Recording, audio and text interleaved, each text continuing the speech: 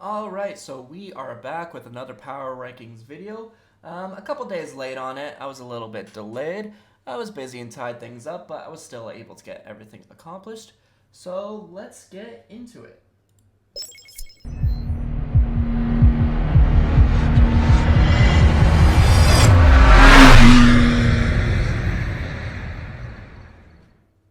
Alright, gotta love that little intro. I do love putting that up. So we're gonna go through this pretty quickly as it is almost midnight here, and I want to have this published and ready for the morning. And so let's start with our rankings. As always, we're gonna go at the bottom first and consider the drivers that we're actually not necessarily considering. So that would be, in this case, Zhou and Albon. I don't feel it is fair to rank them simply because we didn't really get to see their races. Zhou went out with some sort of reliability issue after just a couple laps, and then Albon, of course, got taken out by Daniel Ricciardo. I know it could technically be classified as a racing incident. I don't think Ricciardo's gotten any sort of penalties or anything like that since the race about it. Nothing that I've seen announced at the very least, but at the very least, I consider Ricciardo to be at fault for that, and I think Albon is a passenger. There was nothing he could do. He was making a move around the outside, and Ricciardo just kind of went into him. So I'm not really going to judge Albon's performance for the weekend. It just kind of sucks for him that he's losing yet another chassis. So those two are at the bottom, and then so with this being the case, we are considering Ricciardo in these rankings, but I don't consider him the worst driver of the weekend. I do think he might have had the worst performance of that day, but not the worst driver of the weekend. That honor belongs to Lance Stroll, who somehow managed to have an even worse week, technically, than he did in Jeddah, where he crashed out of that race. I think his performance was just so incredibly bad compared to Alonso's that it's hard to judge. Like analytically speaking, this was awful. Like now had two of these weekends this year where it's just like fire this driver. So yeah, you can't be having many, if any, more of these weekends if he really wants to be able to defend his position within the team. Even though it is owned by his dad and he'll never lose his seat, it's still really, really, really hard to defend that information. And then my next little grouping of the drivers who definitely need to improve their performances if they wish to hold on, granted, at least for, I'd say, the Alpines, it's hard to judge because the car is so freaking bad. But yeah, in this group I've got Ocon, Magnussen, Gasly, Ricciardo, and Sargent. So once again, I don't even have Ricciardo as the second worst driver of the weekend.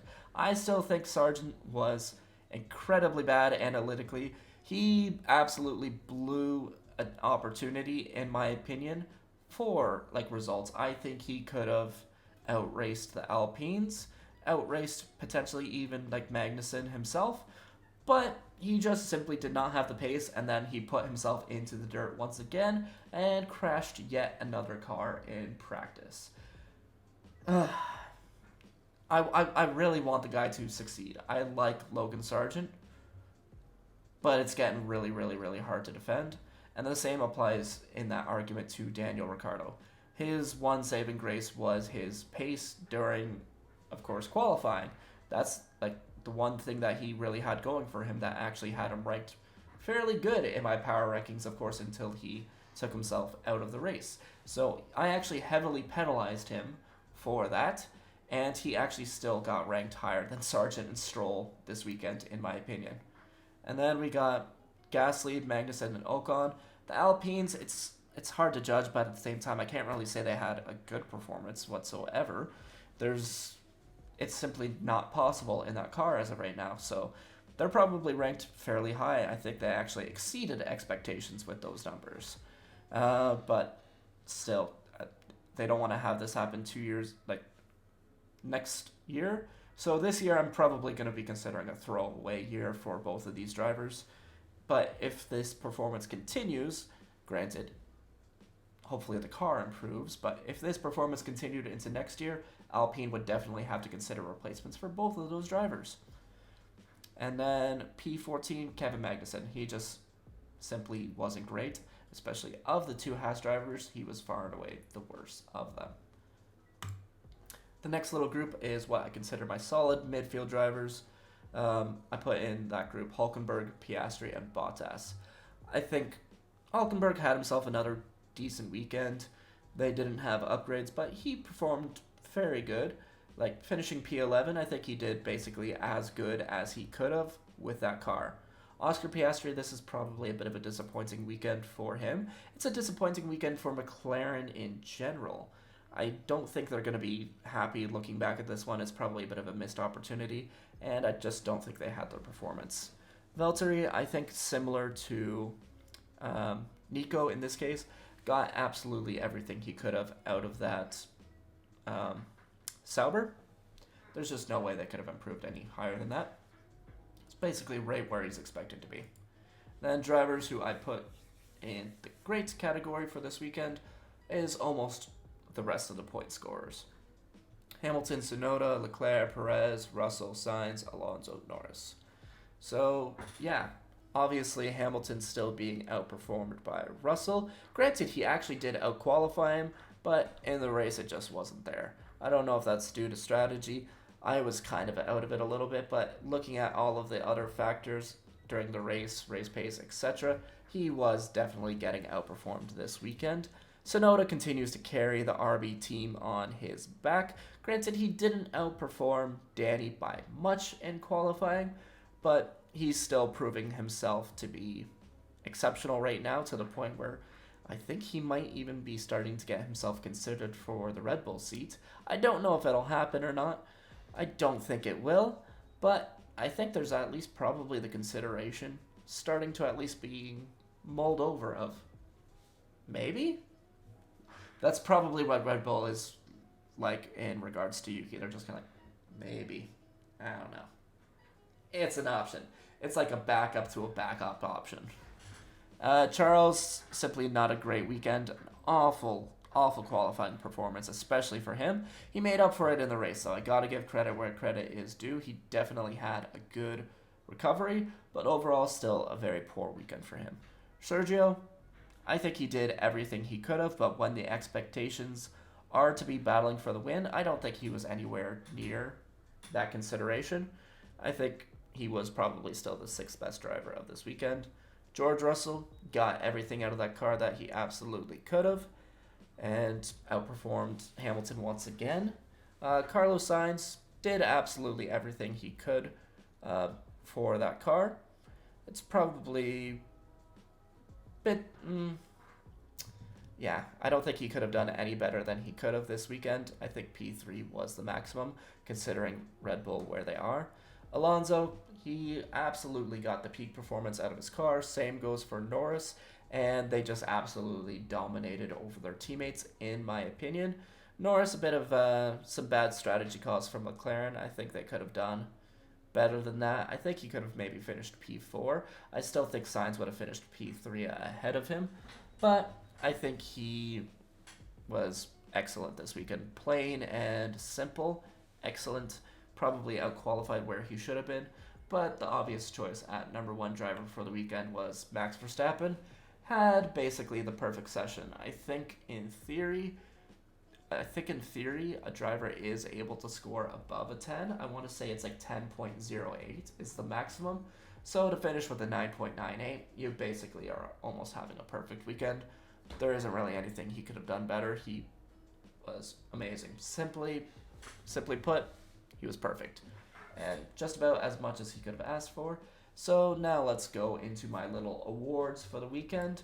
We will go over our driver of the day, worst driver of the day, best recovery, over-delivered, under-delivered. So, driver of the day, obviously Max Verstappen, like I said, perfect weekend. Worst driver of the day, Daniel Ricciardo. He had an at-fault accident, took himself out of the race.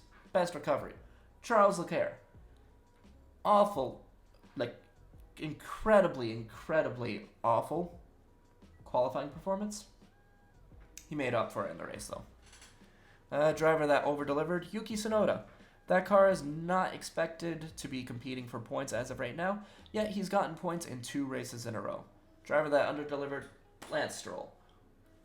Just awful weekend. He's expected to be competing for points, and he wasn't even close. Like, yeah, the fact that even Hulkenberg finished in front of him, that's sad. So let's take a look at my pre-weekend predictions once again. So I had Verstappen, Leclerc, Sainz, Perez, Norris. Yeah, this is what I had for qualifying. So I was actually quite a ways off in my qualifying predictions. Yeah, you can see I got Verstappen and Ocon and Piastri right, but those were the only three drivers I predicted right, and only like three other drivers I predicted within one position, with Sainz, Russell, and Sargent. So not really a good predictions from me for qualifying, but in the race I actually did much better. So my pre-weekend race predictions, of course, I have taken Zhou and Albon out of this, since I factor them in as non-fault DNFs, so I take them out of this factor. And then, so I'm gonna have to update how I just scored myself. So sorry about that. So on my race prediction finishes, I actually got quite a few correct. Almost this entire left side. I got Verstappen, Sainz, Norris, Russell, Hamilton, Ocon, all dead on. So I knew exactly where they were gonna finish that race, and I was correct about it. But most of the drivers, it's almost like I had to swap them around, like Perez and Leclerc, swap them. Alonso and Piastri, swap them. Tsunoda just move up one. Stroll moved down a couple. Bottas I was off about. Sauber finally had themselves a decent performance. Granted, I don't really blame that on Bottas, why I predicted him so low. I think that would have been more or less on them as a team. Gasly, he really only just outperformed Sargent. And then, of course, Ricciardo, I gave him a -4, even though I predicted him, I believe, to finish P16. But I gave him a -4 because anytime you're in an at-fault accident, I consider that to basically be P20. So that's why I consider myself a little bit off about him. So as far as my pre-weekend prediction goes, I'm going to actually classify that as a 36.5, but I'm going to update that really quickly because I forgot I need to account for two things. Let's do that. So I'm going to update this right now. Oh, I can't update it while I'm on that screen, but that is all right. So I'm going to change that 36.5 to a 41.5. I had to update the previous one actually to a 49 in Australia. So I didn't get my predictions as good, I would say, as I did for Australia. But I think that's simply because my qualifying was so far off this time. I think my race predictions were excellent. I just think my qualifying predictions were bad. So what do you think of my power rankings? What do you think of my predictions? Let me know your opinion. Who should I have put higher? Who should I have put lower? Give me your arguments. I want to hear them. And thank you very much for watching. I hope you subscribe. If you are interested, I am recording this live on Twitch. The information has been cycling right there. Perfect timing for that to pop up. So if you give me a follow there. I would genuinely appreciate it. And we would love to see you there. So thank you for tuning in. And we'll see you next time.